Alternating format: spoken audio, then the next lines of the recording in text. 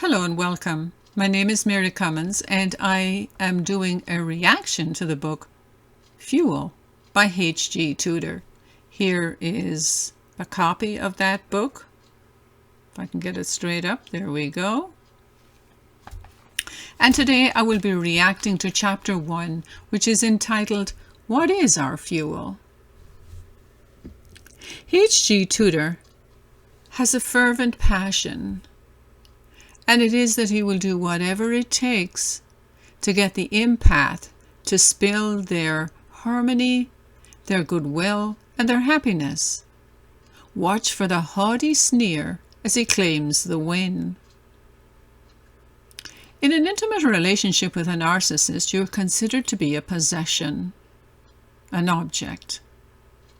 As it implies in one of the scenes of the movie The Matrix, quote unquote, you're just a battery. Empaths have been trained to have idolatry for the high-functioning narcissist, who occupies the seat of authority.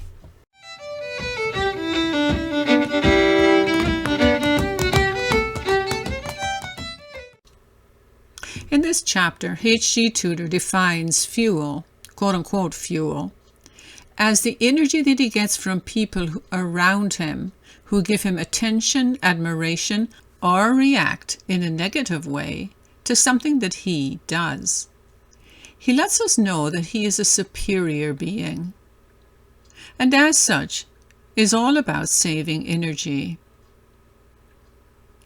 He informs us that he does not have to rely on anyone because he finds a way to take what he wants. He dislikes the official term, which is, quote unquote, narcissistic supply. He says it's a prejudicial label.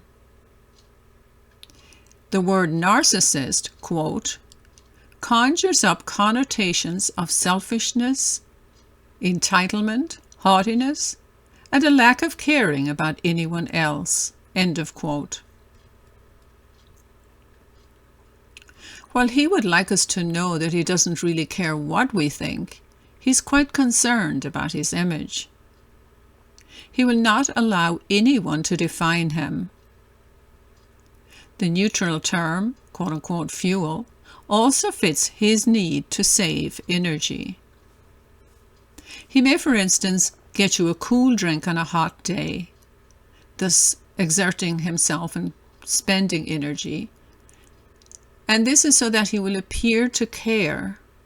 It's really done so that he draws you into his game of giving him fuel. His very survival depends on emotional reactions. The game is to upset you and get you to have, preferably, a negative reaction. He gloats when he gets you to lose your temper and/or get angry or criticize him, and he will also get you back for that. Meanwhile, he knows that you are spilling God's energy and light, and that he is moving you closer to being more mechanical, like he is. He makes a distinction between his type and the empaths, who are kind and want to be helpful. This he sees as a weakness, and this is how he's going to take advantage of the empath. Another reason that H.G. Tudor likes the word fuel is because it can be used to describe empaths as well.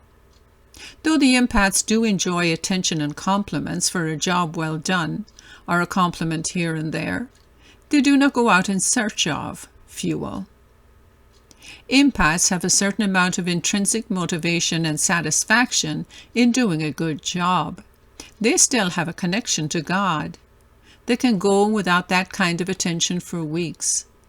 However, for the narcissist, there's an urgency to getting the fuel. They must have vast amounts of it, and it is a never-ending challenge. Tudor says, quote, we not only must receive it, but we must hunt it out, harvest it, and gather it, End of quote. They really do feel tormented if they're without their supply of energy. And now I'm going to read a short section from page 13. It's about why he would buy a vehicle. And it just contrasts with the empath. The empath would buy it because they need a new vehicle, for instance. And some of these ideas, they would also like the idea of being seen with a new car. But for Tudor, the things that are a priority is what he's going to tell us here. Oh, I need to put on my glasses. I buy a motor vehicle because I want people to, number one, see how well I am doing and admire me. Number two, recognize what a great vehicle it is and admire me for owning it. Number three, be envious of my ownership because my car is better than theirs. Number four, demonstrate that by owning a better car, I am superior to them. So this is what he does with a lot of his work. He's constantly moving it so that he comes out on top, whether it's with a car or he has this need to put you down. This is his game. He's the superior being, and he spends a lot of time demonstrating that and doing things just for that reason. Then at the end of this page, we've already talked about this, but this is what he writes when how he gets fuel. He's very specific here. He says, I obtain it from the emotional response of those around me.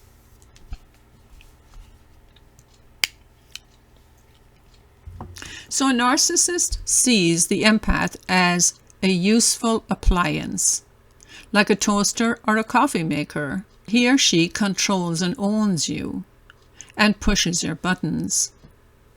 They will poke and prod without any regard for people's feelings. H.G. Tudor is really an emotional vampire. He says that he sucks up emotion as sustenance wherever and whenever he can. Narcissists do depend on emotional reactions and would have no need for an emotionally balanced individual, especially an individual who knows how to set boundaries and that kind of thing. They are drawn to the empaths and those of a sympathetic nature who like to be helpful, kind, and go the extra mile. Yet you are never enough for the narcissist, who needs to be validated at all times. And if the supply is not at an optimum level, then of course you're going to get the blame.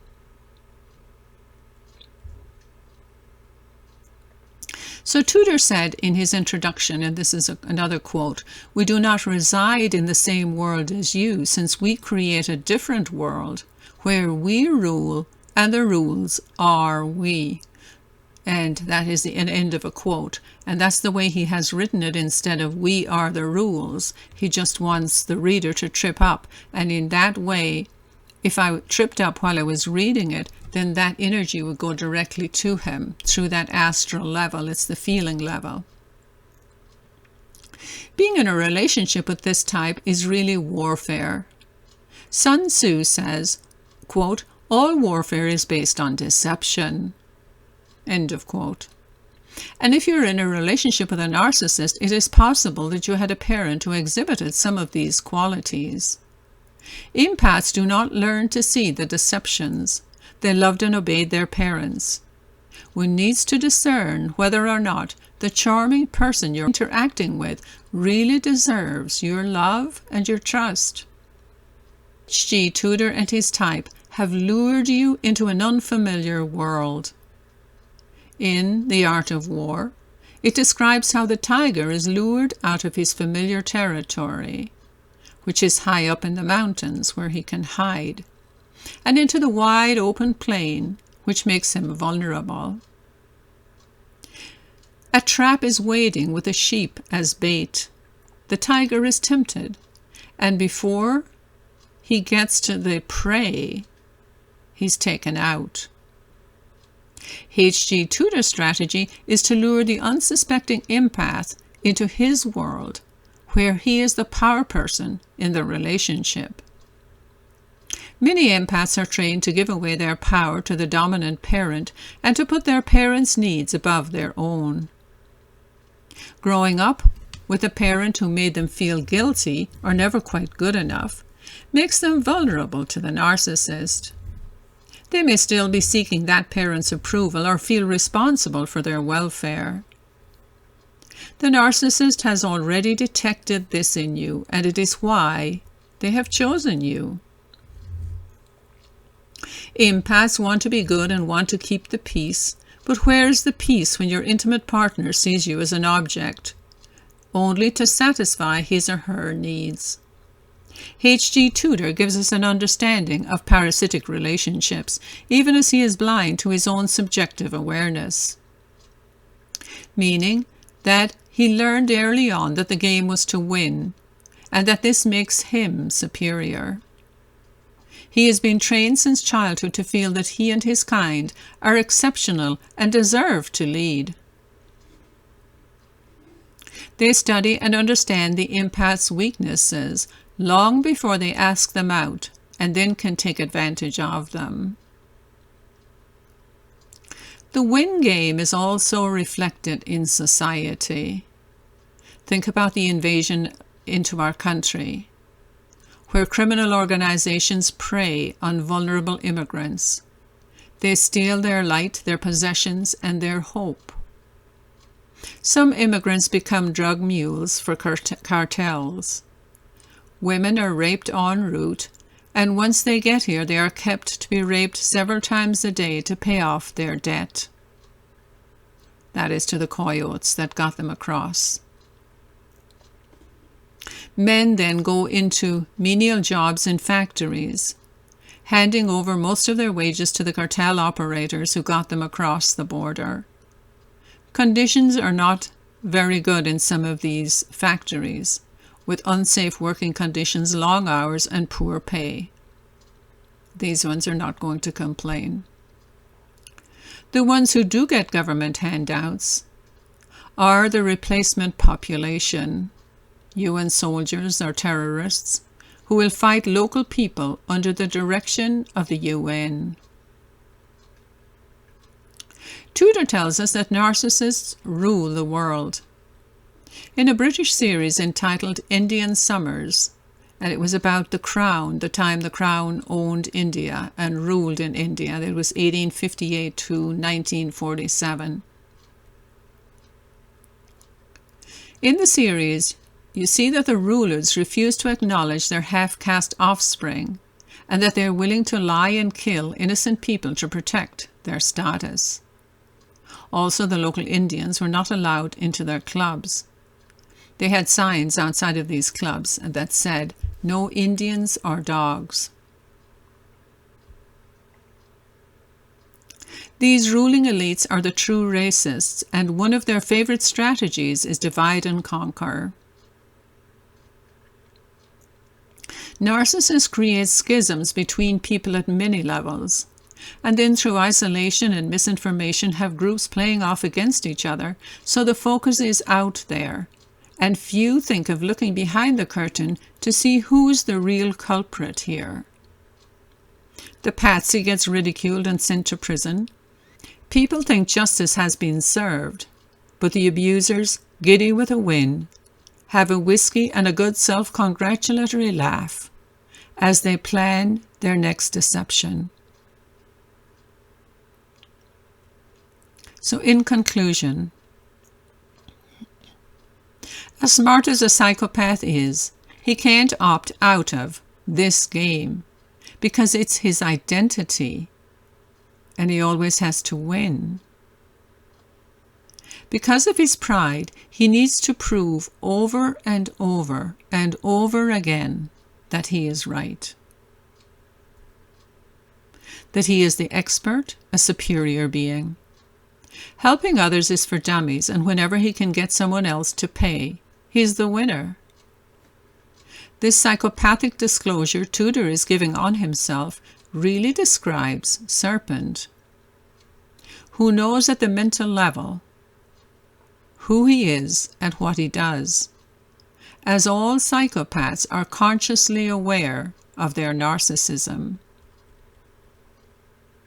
If you're involved with an outright narcissist, the knowledge in this book, Fuel, will be helpful.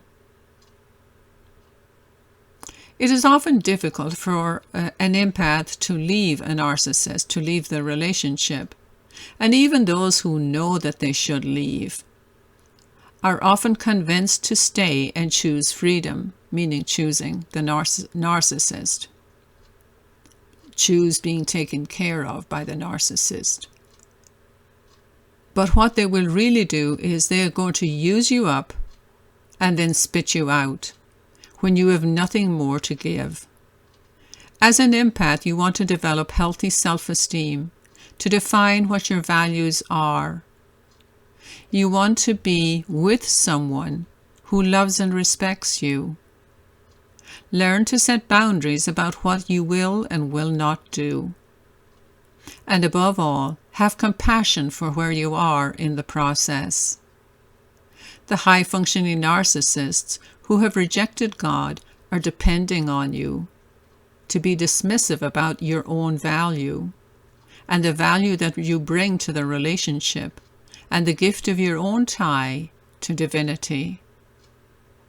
On the entrance to the old temples was written, "Man, know thyself, and know thyself as God." Thank you very much for listening, and we'll meet again next time. Bye-bye for now.